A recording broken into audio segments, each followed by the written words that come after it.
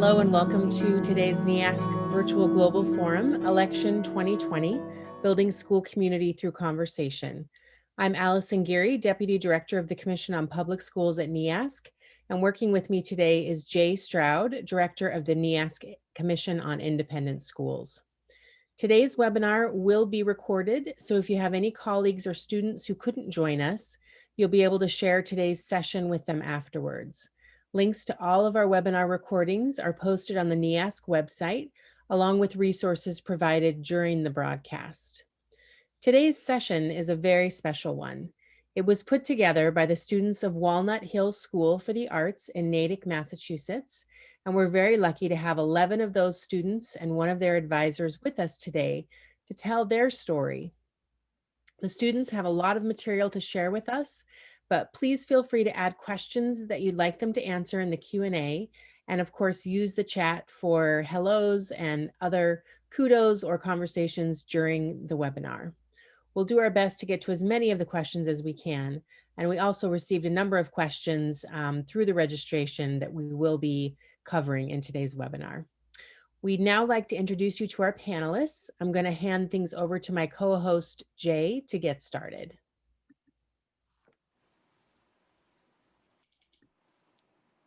Good morning, everybody. As Allison said, my name is Jay Stroud. I'm the Director of the Commission on Independent Schools at NEASC. And on behalf of all of us at the association, we'd like to welcome you to this very special global forum. As Allison said, there's a tremendous amount of information that the students from Walnut Hill and their advisors have put together for us this morning. And I would just say one thing that a number of schools have said, we haven't really started yet thinking about how we're going to prepare our community for this election. Is it too late? And the simple answer is no, it is very much not too late. And one of the things that the students from Walnut Hill are going to be talking about this morning are things that you can do in your community. You could start today, you could start 2 days before the election. But the sure thing is, and they will emphasize this, is that all the issues and questions and concerns and excitement that's around this election are going to continue for a long time after the election. So it is very much in keeping with the spirit of this that if you haven't been thinking about these issues, now's a great time to start, and it is an opportunity for your community to put together their own program and their own approach to this. And so I'm going to ask the students from Walnut Hill if they would just go around the room with Zach, who's their advisor, and introduce themselves, and then we'll get started right now on the information. So. Great, thank you very much, Jay. Hello, everyone. My name is Zach Robertson, and I'm the Director of Community Programs here at Walnut Hill School for the Arts. And I am joined today by 11 of our members of our Walnut Hill community, I'll go ahead and turn over to them to introduce themselves.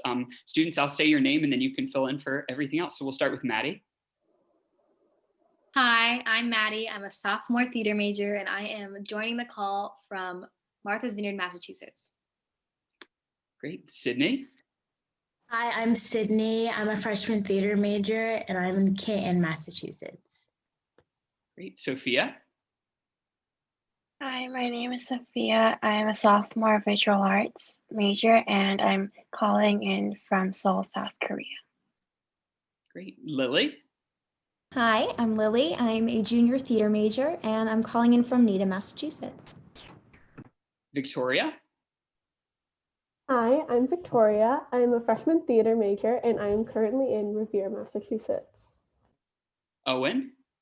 Hi, I am Owen. I am a 9th grade theater major, and I am in Hingham, Massachusetts. Soleil. Good morning. My name is Soleil. I'm a freshman visual arts major, and I'm here from Union City, Georgia. Teddy. Hi, I'm Teddy. I'm a senior jazz pianist at Walnut Hill, and I'm calling in from Winchester, Massachusetts. Tyler. Hi, I'm Tyler. I'm a freshman theater major, and I'm currently residing in Atlanta, Georgia. Sydney. Hi, I'm Sydney. I'm a senior dance major at Walnut Hill, and I'm currently in California. And Kate. Hi, my name is Kate. I'm a freshman writing film and media arts major, and I am in Burlington, Vermont. Great. All right, Zach, we're ready to go. All righty. I'm going to go ahead and share my screen. Thank you all for those who caught a quick glimpse of some music beforehand. We set the tone in our spaces, usually some music playing to hype everyone up, but we'll go ahead and we'll get started. So thank you all for joining us today. Again, my name is Zach Robertson, and I want to start off by thanking you all for joining us on the call today and listening in about the work that we've done. On behalf of Walnut Hill, we also want to take a moment to share our appreciations to Jay, Solena, Allison, and everyone at NEASC for extending this invite to share out about our programs through this global forum.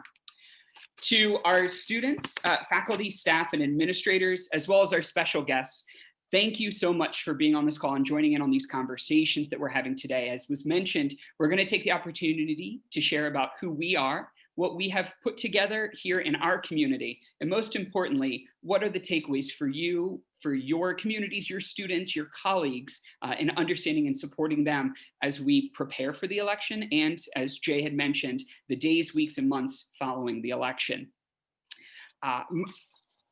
In addition to our 11 students who are on the call, I am also have a co-advisor, our Director of Diversity and Inclusion, Miss Linda Hughes, who's not able to join us on the call today, but has spent tireless amounts of effort working with these students in preparing for our experiences that our community is going through.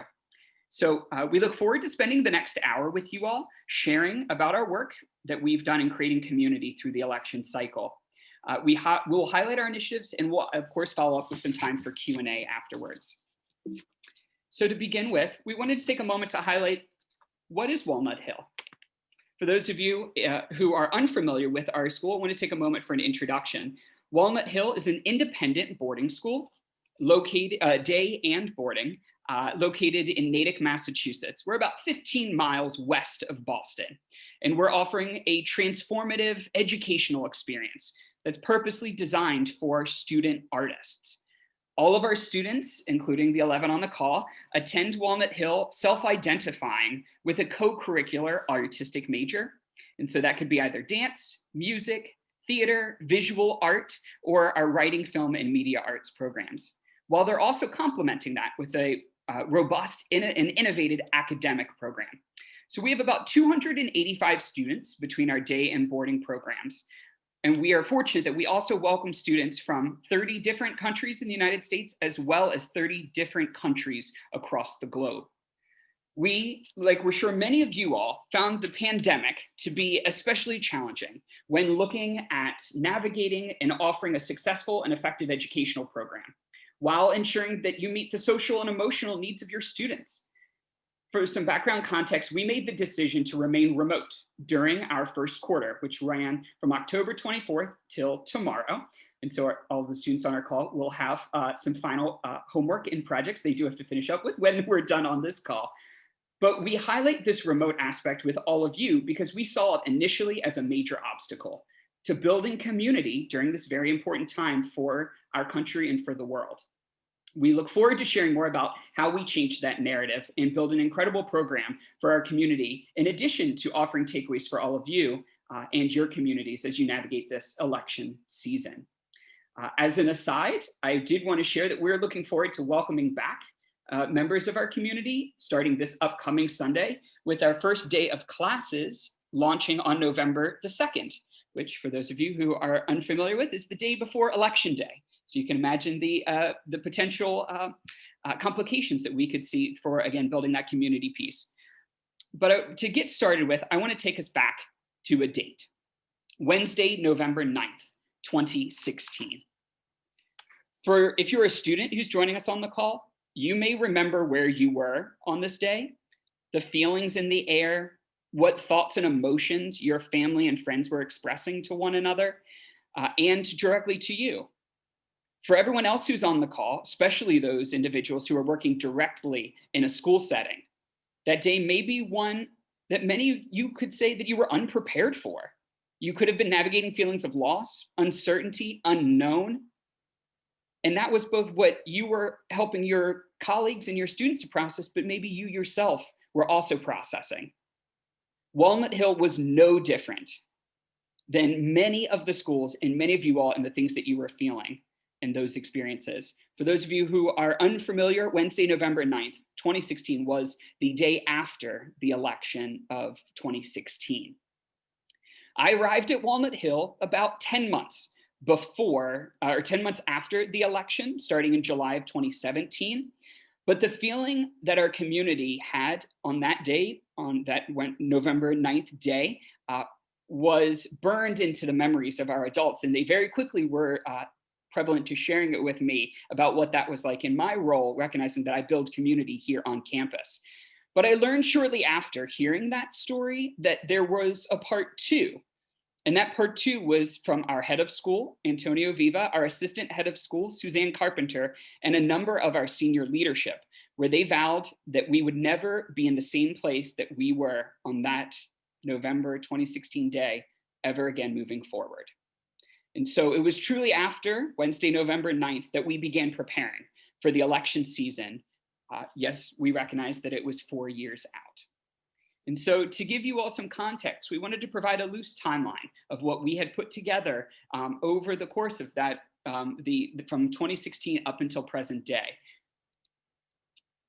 To begin with, from the early 2017, truly until the summer of 2019, there was a large dedication we had to strengthening our community. I highlight in particular community programs arena, as well as our DEI work, or our diversity, equity, and inclusion work. We recognize that we needed to devote and create a strong community here, being able to connect with one another on as deep of a level as we could. We could support one another through our academic, artistic, and extracurricular engagements for our holistic student approach. And from the DEI perspective, we have made great strides and advances through Linda's work and in the preparations we can do for our community, making sure that our campus is inclusive to all members and we celebrate the diversity of our populations.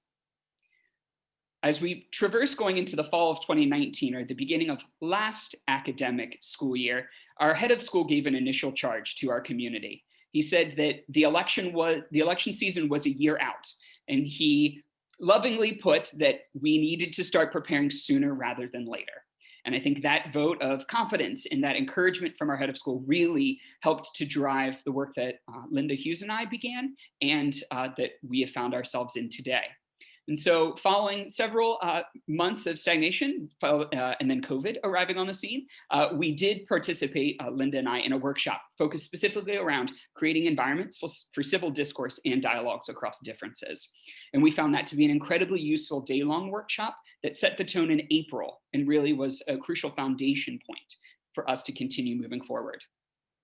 By mid-May, we had the green light from our head of school after presenting our scaffolding and our approach. We'll come back to the relationship we have with our head of school, Antonio Viva, later on, as it truly was a top-down approach for what we were looking to enact here at Walnut Hill, recognizing that we needed the approval of our head of school and everybody in between the head of school down to every member of our staff and faculty.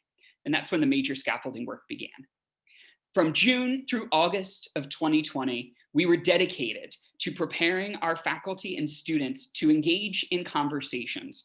We recognized that there was an intersectionality that existed between the election and a number of topics that our communities were facing, whether or not that it was racial injustices, things related to COVID. It was just processing where we were at as individuals and our wellness and well-being. And so we began having these communal spaces for students as well as faculty and staff to come together, to process, to talk and share. We also provided role-playing experiences for our faculty and staff, which we'll talk more about, and began to brainstorm and decide how we were going to prepare our community for the school year ahead. And so by August of 2020, we launched into our programming. We had a commitment from our head of school during his opening convocation that helped everyone feel they were on the same page about the work we were doing. We launched our student group, which our students on the call will be sharing out about. We also have a website that went live, and our students will be sharing that link in the chat for you all soon. And we introduced our commitment to our families.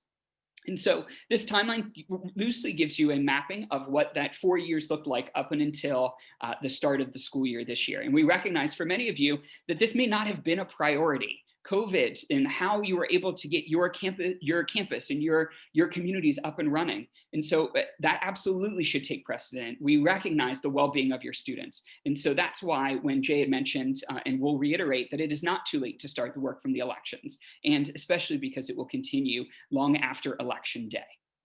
So we've taken this timeline and shared out with you where we've been. And now we want to take a moment to share like what were our goals from our program. These goals were ongoing and evolved over our conversations and our programming, our discussions, our brainstorming events, and working with these incredible students. So the first is that we vowed not to be in the same place we were at after Election Day. We wanted to create a space for students to connect. We also recognized that we needed to train our faculty to engage in, as Ms. Hughes refers to it as, the work, recognizing that there are a number of different platforms and opportunities and experiences where our faculty may feel unprepared or not confident to engage in discussions. And so we'll talk a little bit more about what that looked like. And then we also engaged in a program around dialogues across differences and that intersectionality piece that I had mentioned. We created a community, or we needed to create a community in a virtual world. As mentioned, we were remote for a majority of our programming. I have not seen any of these 11 students in person, and those who are returning students. The last time that I saw them was February, and yet you'll learn and you'll see about all of the incredible work that they put together. We needed to develop skills for our students to become student leaders around all these actions and their preparations, and this is a perfect testament to that leadership piece as they're on our call today. And we also recognized that we wanted to build confidence in our faculty, something that we are still ongoing and working on.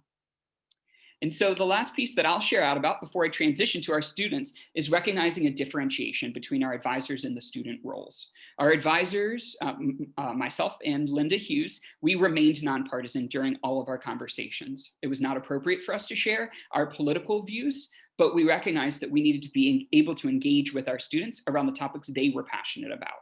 We wanted to create a space, foster growth, find balance between challenge and support for these students, encourage dialogues, and support students in their initiatives. And I would say for our students, their roles that they have firmly grasped onto were ownership of spaces, leading and facilitating events like this one here, communicating with the greater community, and upholding the group norms that they'll discuss further.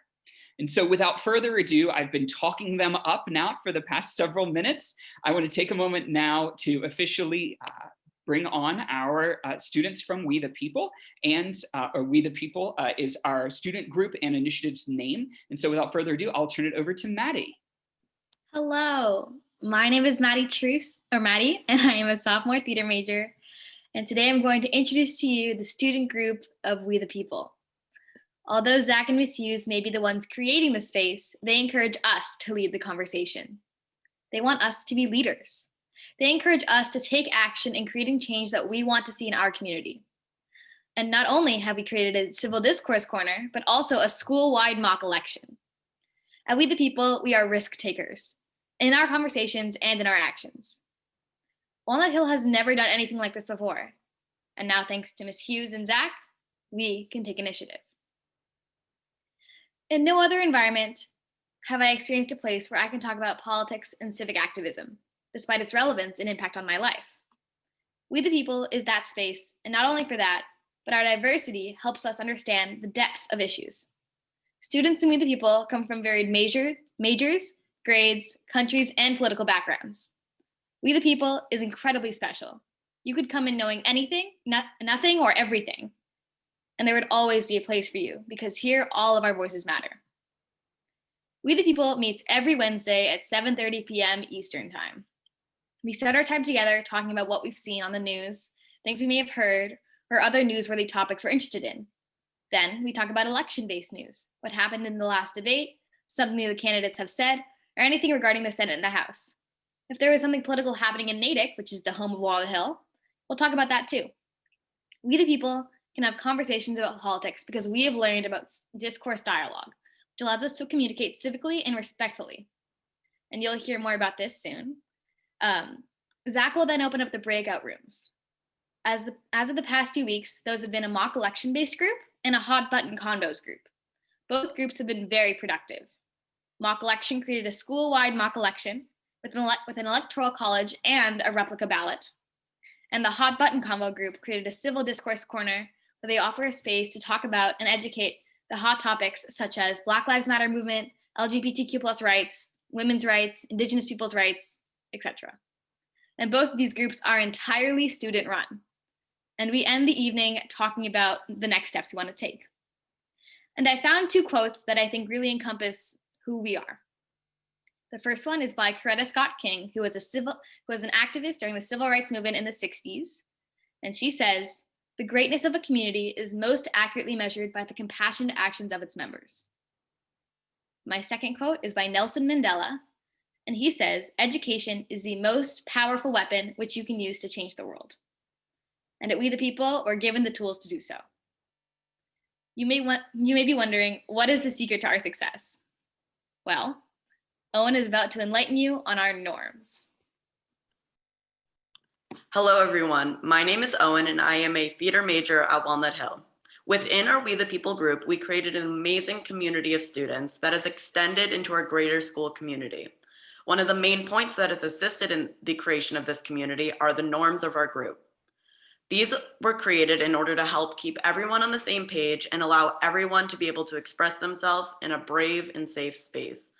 Not only are they upheld within our group, they were created by the members of We the People. This is important to bring up because these are not rules. Their purpose aren't to control, but to assist in guiding us and help make everyone feel like they are able to fully engage in the opportunities. We established our group norms together during the first We the People meeting and regularly refer back to them. Personally, I've had experiences in a classroom setting where things got wild, and this might be one reason why people usually don't have these conversations in a classroom. But with the implementation of the group norms, we have yet to run into any issues like this. From what I have heard from others in the group, these norms have helped everyone feel comfortable and accepted.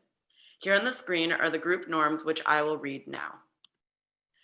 Challenge the idea, not the person. Do your part in creating our brave and safe space.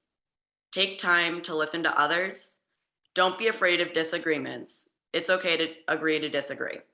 Be more curious than certain. Every question is a good question.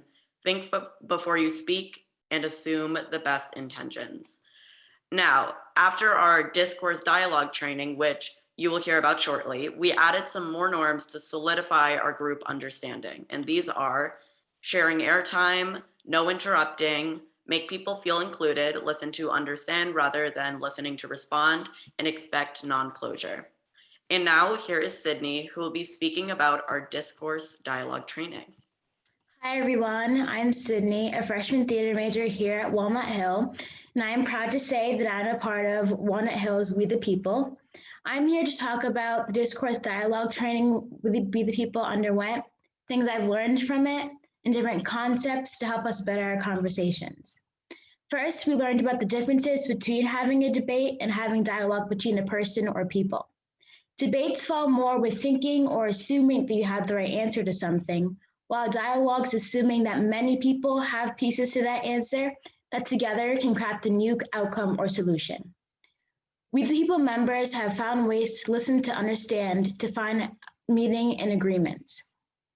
We also learned and focused on that when having a conversation, it isn't about winning, but about exploring common ground. In We the People, we have practiced using dialogue instead of having a debate. One of our topics was about defunding the police. We realized that sometimes it can be hard to have a debate with someone rather than dialogue, especially when having different opinions. And that's why we focused on practicing it before going into the real thing. This past weekend, we had our first Civil Discourse Corner meeting where we had to use dialogue. Our topics were the Supreme Court seat, funding, budget allocation, and the election, and this was done on Zoom virtually. Another form of learning that we people did to better us in our discussions is talking about the 4 types of conversations. First, discourse and diatribe being one way, and discourse being more cooperative. The next 2 being dialogue and debate, and dialogue is being more cooperative. We've also learned that to better ourselves in practicing rather than debate is that we can ask questions. Some of these questions are things like, what other ideas do you have about the topic? What are some other possibilities? And what led up to it? Going back to having dialogue with others during We the People, we will come up with certain scenarios for that night and things that are meaningful to us or pertain to current events.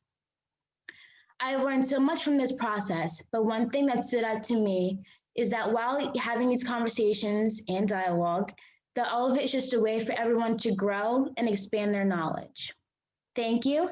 I would now like to pass it on to the other Sydney to talk about the mock election.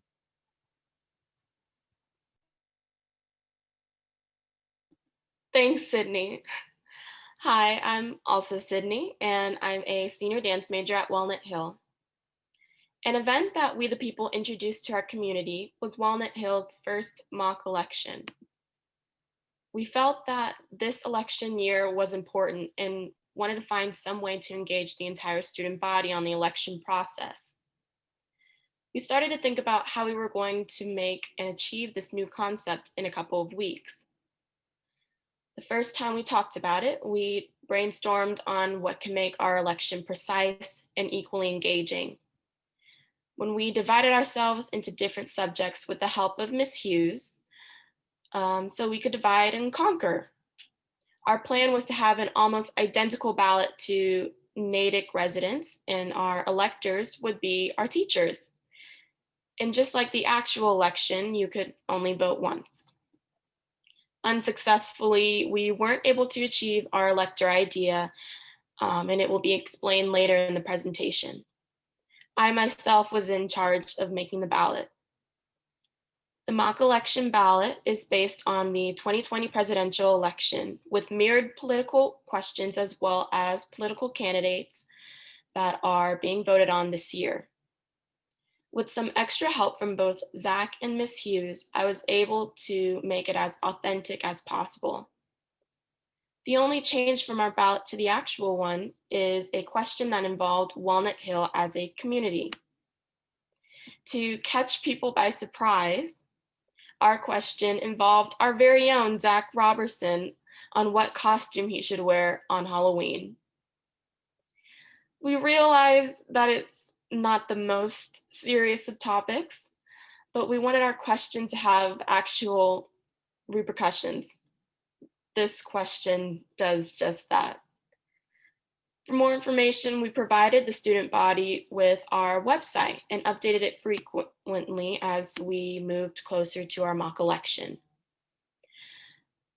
Now that it's coming to an end, we are in the final stages of coordinating our plan to announce the results in our community and ensure an awareness of diverse political thought. We, the people, understand that there could be contrasting views that could boil to the surface when the results are in. So we are working on a plan to establish a specific protocol when the time comes. To engage our student body before and during our mock election, we, the people, had a process of sending information out. Tyler will explain further. Good morning, everyone. I am Tyler, a freshman theater major at Walnut Hill. In WHE The People, we strive to make an environment where the people can learn about what is happening around the world and the politics going on. As we finalized our idea in the mock election, we realized it would be a whole new area when we actually had to send out the emails. Now, I'm more about the marketing side of this area. As we were sending out emails, we obviously took into account that students receive day-to-day emails from their teacher, from other students or clubs that they're in as well. So as we split all ideas to each other, we had to realize what caught their eye. As we finalized our ideas, we actually came down to two of them: making posters and making a video. Our own student, Maddie Truth, actually was a big help in making the posters. And as you can see to the right, she did a great job as well. Now, when it came to making the video, we also had people from all around Walnut Hill actually participate in it because we felt as a community, it will be very strong and very helpful to see other people in their class be in the video. As you can see right here, this is the WHE The People mock election video. Hello, Wandas. This year, the WHE The People is hosting a 2020 mock election. This time with a twist. We will be hosting it virtually. We the People specializes in including students into discussions about hot topics and understanding all that goes on in politics, as well as how they can affect us. This election is for students only, and the day that the voting ballots open for students is Thursday, October 15th. So please, when you see an email, don't act like you didn't see it because we know we sent it to you. So please take a moment and read it because who knows? Maybe this could affect you one day. We want this to be an opportunity for students to become more involved with the community and learn about what's happening in the country. Especially if you can't vote yet, this is your chance for your voice to be heard. Voting ballots close on Monday the 19th at 12 p.m. Eastern, and we will release results on Wednesday the 21st. As you can see, our goal was to inform people in a way that wasn't boring, and we did just that. On our next slide, we actually see examples of the posters that were made. Now, as you can see, they're very creative, and our goal was to try to make people click on our emails, get informed about our topic, but also find it interesting because we realize not everyone may be up to learning about politics or may not have time to learn about them. But even though we realize that, we still try to help our community and learn more about what's going on around them. Now I will pass it on to my friend Lily about the Electoral College. Thank you, Tyler and Sid. Hi, I'm Lily, and I'm a junior theater major at Walnut Hill. Emphasizing what you both said, we wanted our mock election to feel as real and as close as possible to what eligible voters undergo every 4 years for presidential elections. So we thought a fun way and creative way to do this was through a Walnut Hill College, pun intended, and we drew up a little demographic of the United States, shaded with each major to see what proportion of our school is in which major. This is similar to how government officials decide how many electors will be given per state using proportion of the US population. Initially, we wanted to have celebrity electors within each major to add some excitement for the students that might not have an interest in politics and/or voting. Each VI elector would have been a faculty member representing about 15 students, so that they could see that the whole school was getting involved. However, we abandoned this idea because we wanted to exclude adults on purpose, mimicking how citizens under 18 cannot vote. And it's a little role reversal to keep everyone on their toes. I think in the future, or if this mock election had been done in person, that we could better use the teachers as assets instead of distancing them from the whole project. But since it's in the online setting, we had different schedules and levels of flexibility. We recognize that in real life, electors represent somewhere around 700,000 people instead of 15, so our election would take into account each student's vote much closer than in a real election. Because of this, we reminded students how important their vote is to get their voice heard, especially in high school, where many times our opinions feel a little overlooked because we might not yet be adults. This is important. It's important to remind students that we are the future leaders and decision makers in this and many other countries, which is why it's imperative that we have these difficult conversations. Which brings us to hot button topics with Soleil. Good morning, all. As some of you may have heard, my name is Soleil, and I am a proud member of We the People. We take pride in holding a safe space where all ideas are welcome, and because of that, we decided to host something we call our Hot Topic Combos, aka Civil Discourse Corner. This is something that we held this past Saturday and that we will continue to do post-election. In these, we discuss not only issues on the rise in politics or society, but things that we deeply care about. Sometimes the conversations are just within our group, and other discussions are open to the whole student body. In some cases, we take it from our smaller to bigger community. The conversations are typically guided in two ways.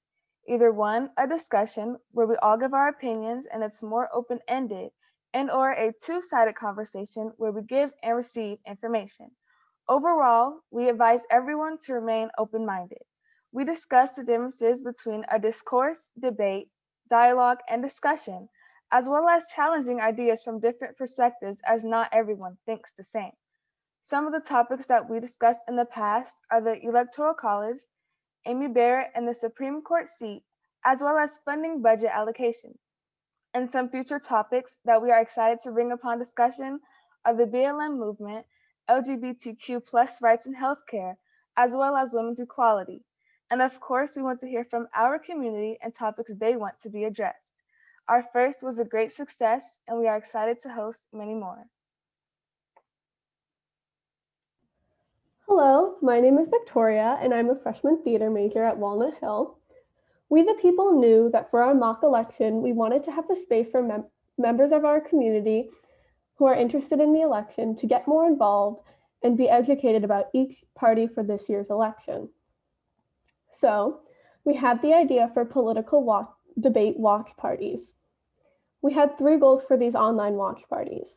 First, to have nonpartisan discussions about the 2020 political debates. Second, was to get engaged and involved with our peers. And our third goal was to help learn about each candidate's policies. We planned our first watch party around the first presidential debate this year between Joe Biden and Donald Trump. We had a Zoom call with both advisors present to help moderate, and students were given host abilities like sharing their screen and access to the waiting room. Students were able to lead their meeting. We could all use the chat feature to make observations and as a place to offer online sources to watch the debate, as we all plan to watch it in different ways, cable and online. We also arranged to have a discussion time afterward to debrief and talk about questions that arose during the debate. During the watch party, the debate became a little hectic. This was unplanned and unexpected. Our chat began to talk less about the policies being said and more towards the candidates themselves, and this did not follow our norms. We made time during our meeting to discuss our group norms again, and it helped a lot. During our later discussion on planning our next watch party, as a team, we figured out what steps we could take to make it run more smoothly next time. We knew that our group norms had helped us a lot during our first meeting, so we made sure it was a talking point at the start of the next party. We wanted to have more organization and clarity throughout the meeting, so we made it clear what exactly the chat was going to be used for.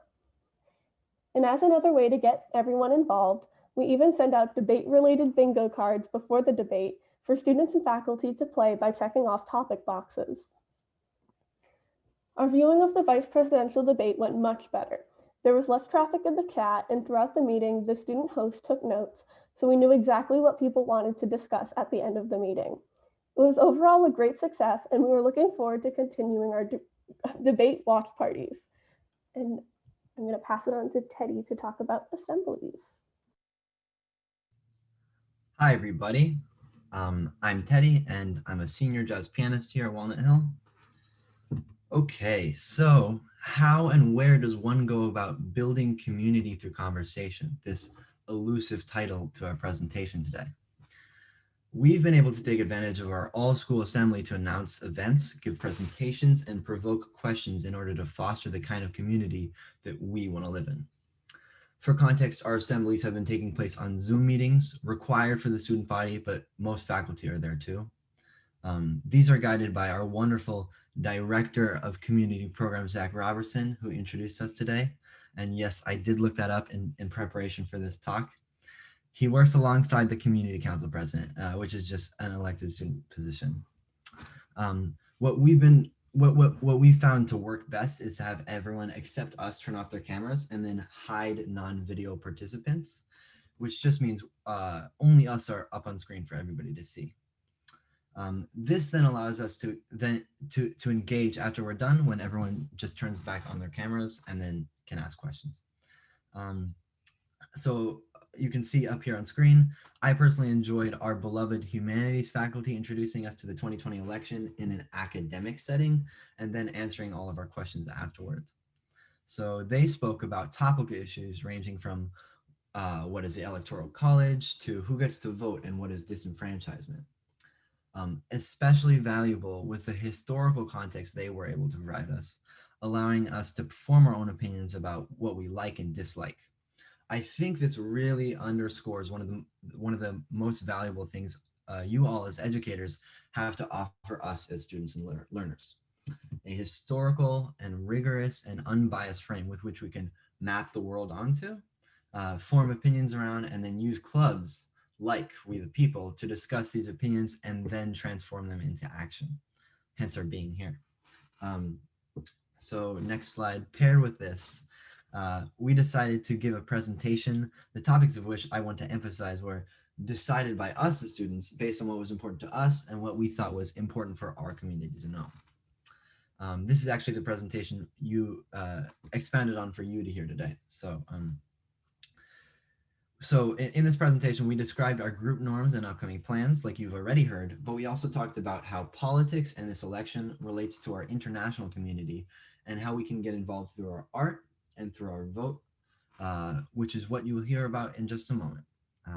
Thank you, everyone. Passing off to Sophia now.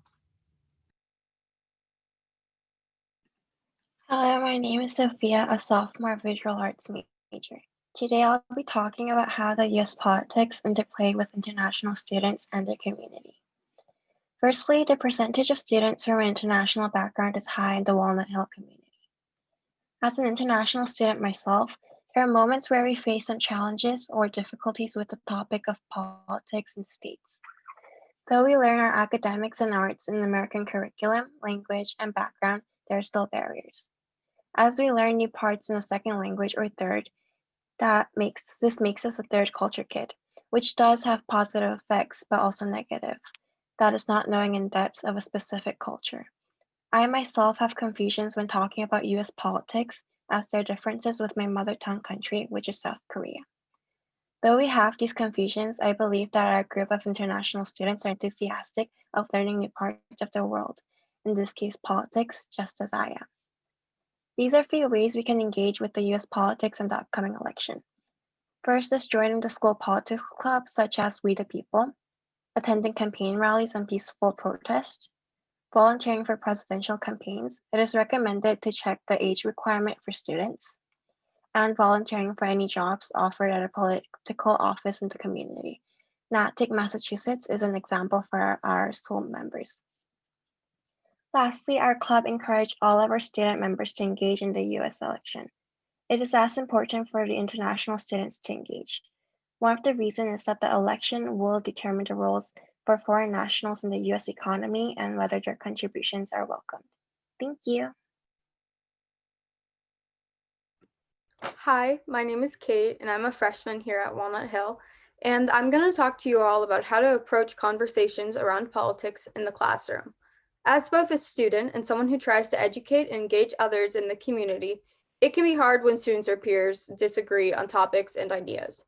While engaging in civil discourse and sharing ideas is a crucial part of bringing politics into the classroom, there's also a line between conversations that can lean too far from being respectful and nonpartisan and conversations that create healthy and politically active environments. To create a safe place for these conversations, you should create norms and guidelines for the group. Here at Walnut Hill, we have group guidelines that ensure that conversations are about the concepts instead of those who support them. As Owen mentioned earlier, we as a group in We the People try our best to make it clear that our community and meetings are open to everyone, regardless of political opinions and level of involvement in politics. So let's talk about how to get your students involved and start these conversations at your school. As a student, I believe the best way to engage students is by trying to get on the same brainwave as them. While some people may be interested in the idea of going to a lecture or speech surrounding current events, in my personal opinion, the best way to catch the attention of students is with their peers. In We the People, with the help of Zach and Miss Hughes, we work with our fellow students. As teachers and heads of schools and student life, you should probably find a way to reach your students in a way that they are comfortable with. For those who work with students who are eligible to vote, break it down. I, as well as many of the other people on this panel, have probably seen classroom politics that have gotten way out of hand and are brought up as big controversial topics in a dangerous area. And voting can seem really overwhelming if you have no prior experience. Talk and learn about your student body. Working with a liberal arts college in New York is going to be a very different experience than working with a rural high school in West Virginia. Are your students old enough to vote? And if so, are they registered? If you work with high schoolers, do they know how to pre-register to vote or to check if they already are pre-registered? Talk to the students. That's the only way to get people involved. Go to activism clubs, environmental clubs, and other student organizations. As a student, one of the best things a teacher or advisor can do is reach out to us. Also, Reach out to the students who are part of these large groups and affinities, and also those part of minority communities and affinities on campus. Your students, especially those already involved in these organizations, have ideas of how to involve your community in politics and most likely have ideas already on how to gain student interest. In all honesty, I was planning on talking about how to keep these conversations nonpartisan and engaging, but I think my fellow panelists really nailed this area.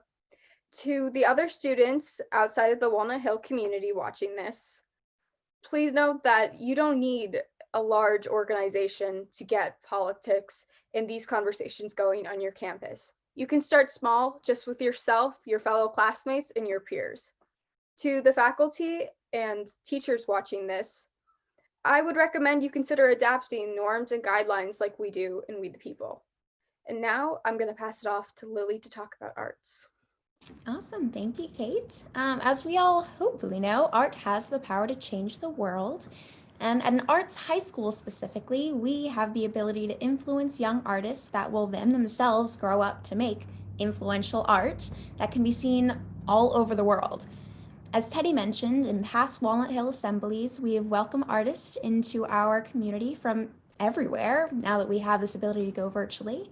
And they have shared how they use art to spark conversations, portray certain messages, and provoke social change. Recently, with a lot of artists out of jobs, using art to change the world is getting a lot harder, but we need it now more than ever.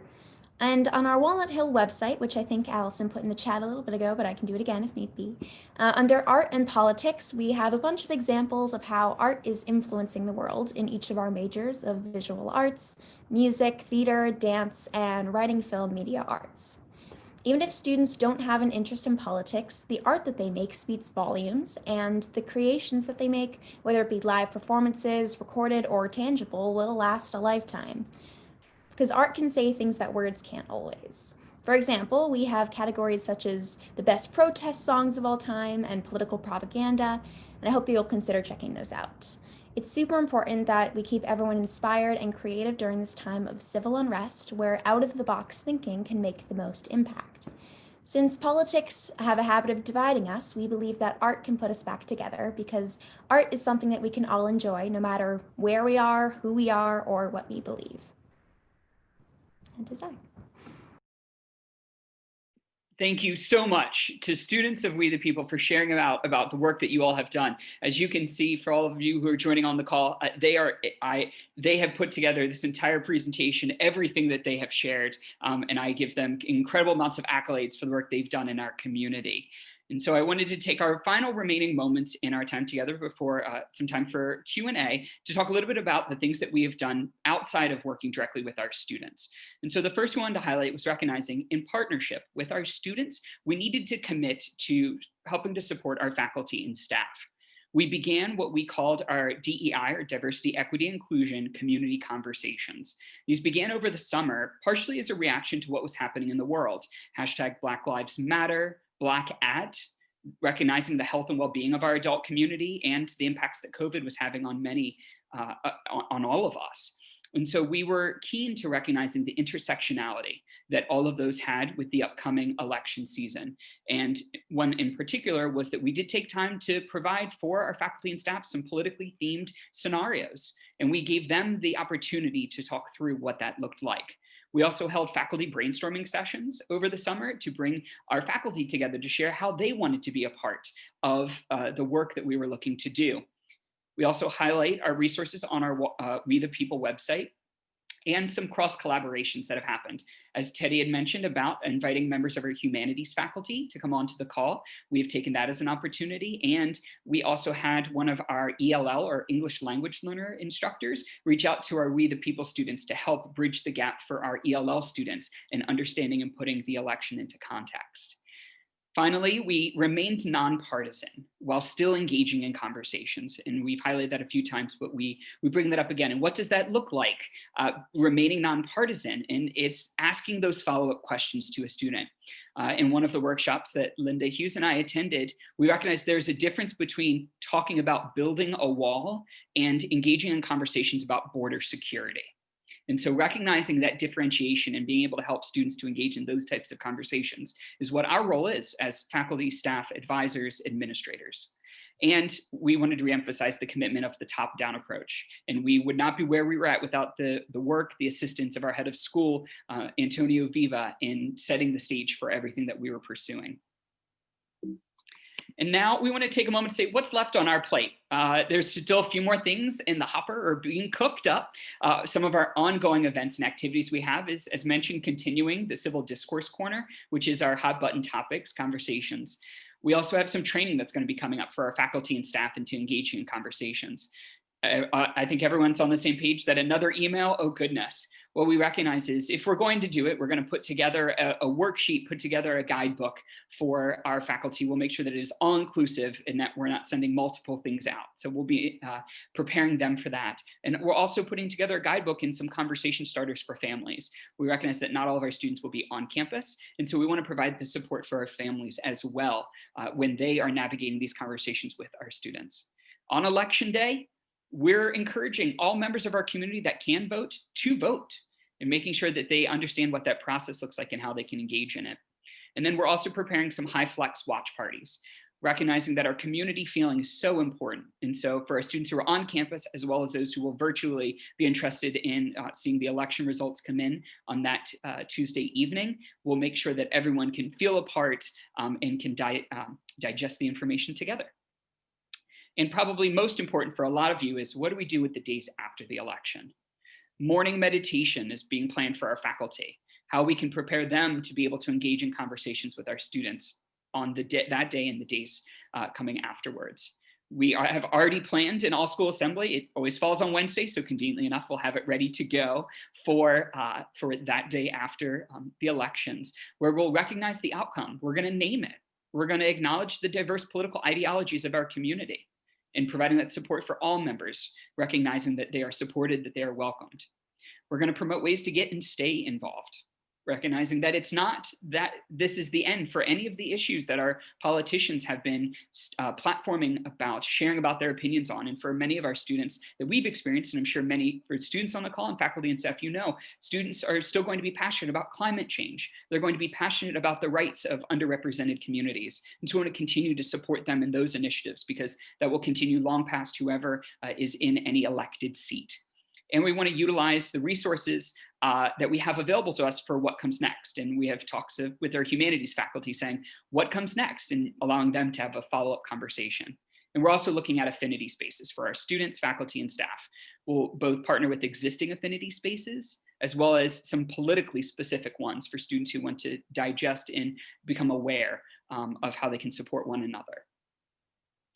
And with that, and in our final slide, we wanted to take a moment, and this is what I know many of you all, if you have not started thinking about the elections and what you can do in your communities, these are some things we've brainstormed and we've put together as recommendations that you all can consider when preparing for the election that's 2 weeks away today, which is a little overwhelming to think about, but also for the days, weeks, and months following. Creating norms. Our students shared out the norms that we have. And I'm not sure if we mentioned in the chat, but we will make this presentation available. And so you're welcome to utilize and look at our norms as a baseline or as a launching point for next steps. Creating those affinity spaces for members of your community to gather. Also recognizing that you're offering resources for your faculty, staff, and your advisors around how to navigate these topics. They're going to need coaching. For many faculty and staff and advisors, they may never have engaged in these types of conversations. And so how can you, either in your roles or working in partnership with your administration, provide some of those talking points and be prepared for ways to engage in those conversations over the next 2 weeks and the days, weeks, and months following? As Kate shared out, engaging in conversations with your students. Many of you joining on this call are educators. Talk to your students about the education, the historical impact, and what was mentioned that Teddy had shared. And so we highlight that just talking to your students about this carries so much weight to it. Also acknowledging the thoughts, feelings, and emotions of your community leading up to and after the election. Skirting around it, not acknowledging those feelings could compress and could make it a lot more challenging for your students to feel comfortable and safe in the spaces that you are looking to create. And the last is one that we thought was especially important, was the role playing for your adult community. That role playing was really a time for our faculty to look raggedy, which some faculty, staff, and administrators don't want to be seen as that. And so creating those spaces where they can try on the hat of engaging those conversations. What that looks like could be 4 people together in like a fishbowl exercise, allowing them to try on some of the language and then debriefing about it afterwards. So we encourage for all of you to take some of this, all of this, just even a piece of this, and support your community. This process and us getting to this moment where we're sharing out with you all today did not happen overnight. It was months, in some instances, years in the planning. And so we want to give you all the confidence to say, now is the moment you can start to change, and you can make the preparations not just for this upcoming election, but for all future elections and engagements within your community to make them stronger and supporting for all members. And with that, I thank you all so much. And that concludes our presentation. Thanks, Zach, and thanks to all of you. All the things that you had to say this morning, and your evident care and passion for these such important times that we're all in this together. We can't thank you enough. And thanks to every one of you, Sophia and Sydney and Maddie and Lily and Victoria and Owen and Soleil and Kate and Sydney and Tyler and Teddy. You guys did a great job. Thanks so much for being with all of us this morning. And I'm going to turn it back to Allison for our conclusion. I'm sorry we have to stop because we could have this conversation all morning, and it's great. Thank you, everybody. Allison? I think our students have to get to class, so we've got to give them. They do. We want to thank you all so much for listening in today. And again, thank our panelists for their wonderful contributions. For our panelists, my co-host Jay, and everyone at NEASC, I'm Allison Geary. Thank you so much for joining us today.